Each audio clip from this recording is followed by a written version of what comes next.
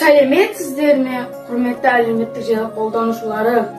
Мен Ирисмат Бехруз Насыржанович Шымкент қаласындағы номер 113 Әл-Фараби атындағы жалпы орта білім беретін мектебінің 7-ші сынып оқушысымын. Қазақ халқының ұлы ақыны Абай Құнанбайұлының "Мен жазбаймын өлеңді ермек үшін" атты өлеңін жаққа оқып бергім келеді. Бұл өлең адамды ойландыратын, жақсылыққа жетелейтін қазына. Мен жазбаймын өлеңді ермек үшін, жоқ барды ертегіні термек үшін, көкірегі сезімді, тілі орамды, жаздым үлгі жастар, бермек үшін.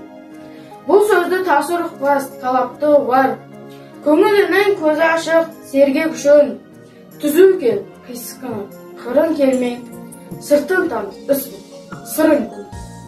Шу дегенде құлағын тосаң сүйді, өскен соң бұндай сөзді бұрын көрмей, таң қаламын алдымды, айтқанымды ұқпай, және айта берген, жұртымын бермей.